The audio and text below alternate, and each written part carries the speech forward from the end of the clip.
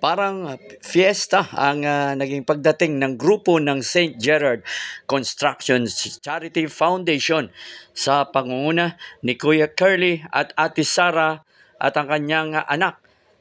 Dahil nag-umpisa sa parada sa ika-4 na Medical and Dental Mission ng St. Gerard Construction Charity Foundation sa ibinibigay nilang libreng mga gamot, haircut, dental check-up, eyeglasses, at iba pang mga serbisyong pangkalusugan, kasama pa si Hiwaga Paris Overload. Sa panguna nila Kuya Curly Diskaya at Ate Sara Diskaya at kasama ang kanilang anak na si Matthew Diskaya, ginanap ang medical mission sa Santolan Elementary School ngayong Sabado ng umaga.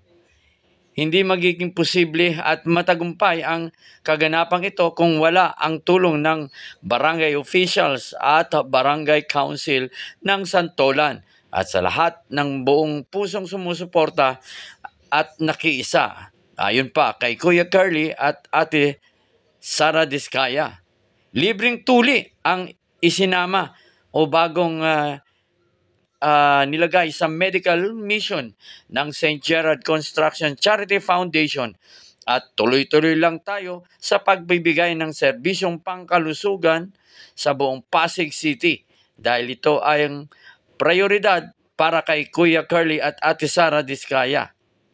Sa St. Gerard Charity Foundation, kalusugan ng bawat Pasigueño sigurado. Anong masasabi niyo po sa ibinigay na medical mission ng St. Gerard Construction?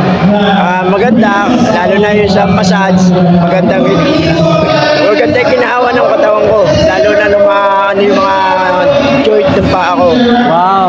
Kaya nga, pasalamat ako kahit paano na meron gantong ginawa ng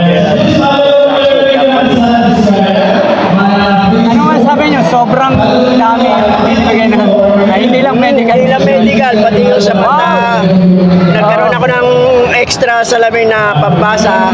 Meron ka pa noon? Meron. Wow. At Kaya, meron pa yatang libreng kain. Mula ito nga. Hiwaga. Ay, sikat na lang. Almusal, tapos tanghalian na yan. Wow. Nandito na lahat. Busog ako. Okay. Ako po si Maria Agnes Cruz, isang treasurer po ng Santolan PWD. Nagpapasalamat po ako sa St. Gerard sa binigay nilang medical mission dito po sa Barangay Santolan. Ano sabi niyo po sa medical mission? Mukhang napakarami daw. Napakarami po tao ngayon dito. Nagpapasalamat sa libreng gupit, libreng salamin, dental, at sa libreng tulis sa mga bata. Maraming pong salamat. Maraming salamat po. Thank you po.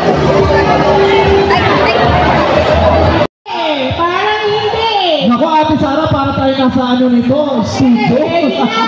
Eto na, ang unang mananalo po ng 2218. 2218. 2218. Pakitingnan po yan. May number po yan, may number. Yan pa may play na yan. 2218. Wala. Nasa, asa na? Ate Sara nawawala. Bumunod ulit. 3472. 3472. Baka itong, Ate Sara, baka itong mga namamaypayan na to. 2176. Baka nakapila po sa ating mga medical mission ngayon. Okay. Siguro mamaya na yung iba.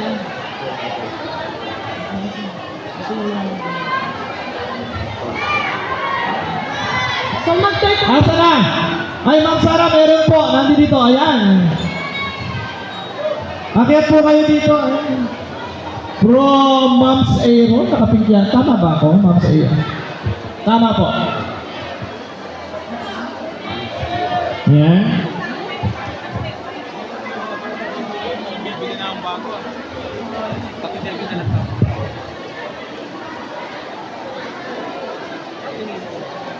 Okay, para po sa tuloy-tuloy nating programa ngayong umaga, maraming salamat po Ate Sara.